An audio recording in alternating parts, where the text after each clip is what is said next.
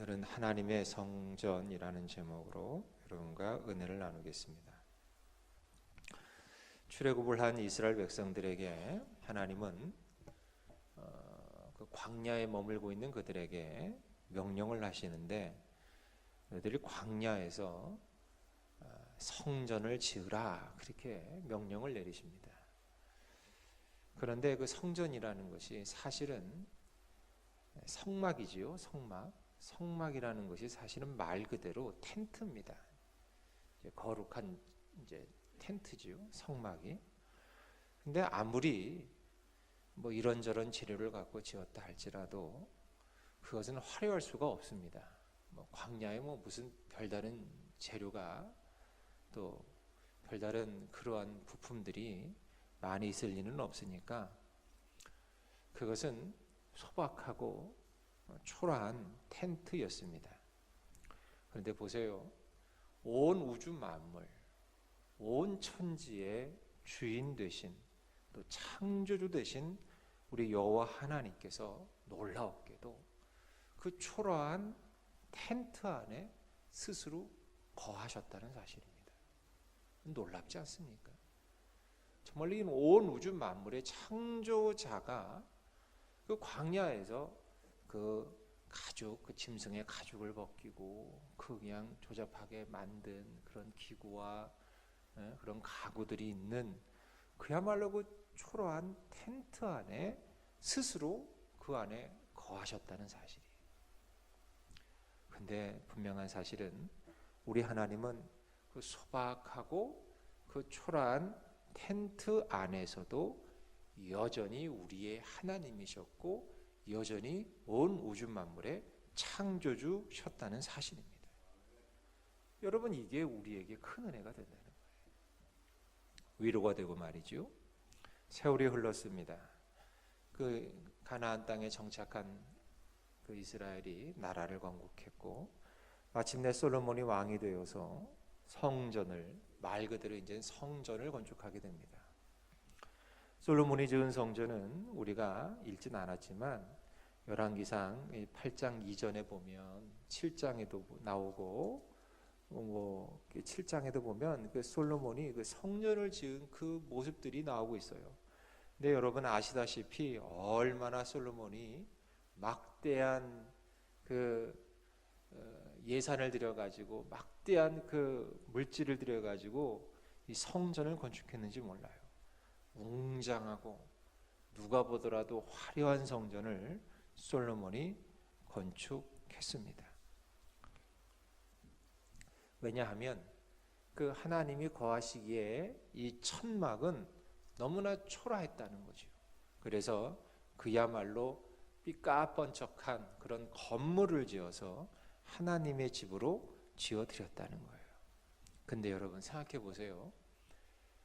인간이 만든 제 아무리 웅장하고 화려한 건물이라 할지라도 사실은 하나님, 저희가 이렇게 웅장하고 화려한 건물 지었으니까 이곳으로 오셔서 이곳에 거하시옵소서 한다 하더라도 하나님을 여러분 그 안에 담을 수가 있는가?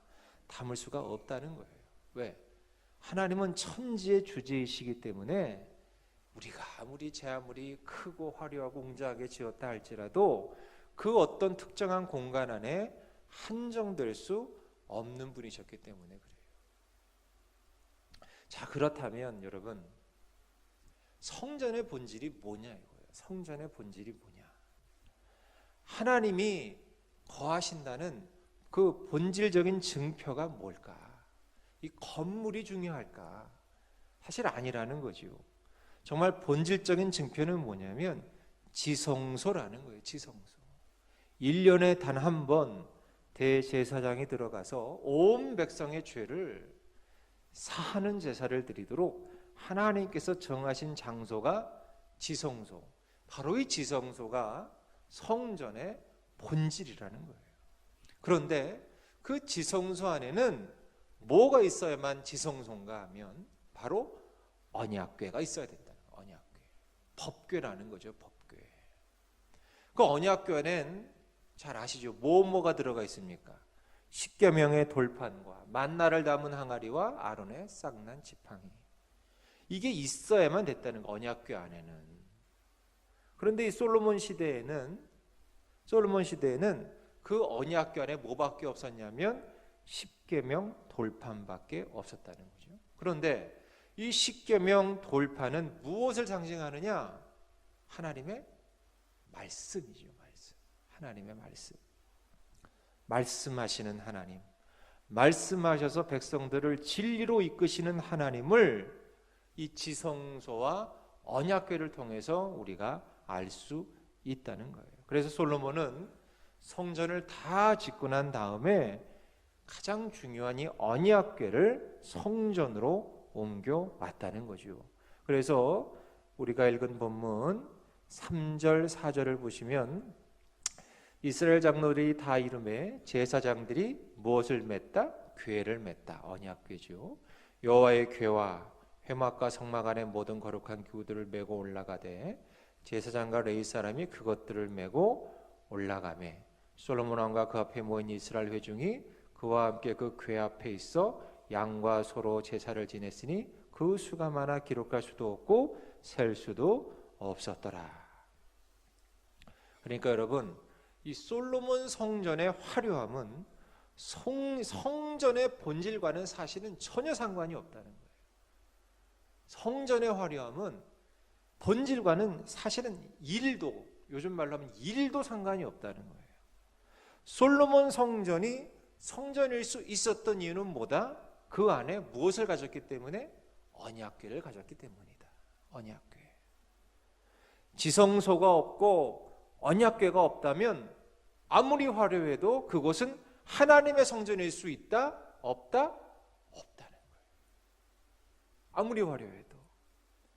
그러나 지성소를 갖고 있고 언약궤를 갖고 있다면 그야말로 천조가리로 만든 그런 한낱 정말 초라한 텐트라 할지라도 천지 온 우주 만물의 창조주이신 하나님께서 거하시는 성전일 수 있다라는 사실입니다.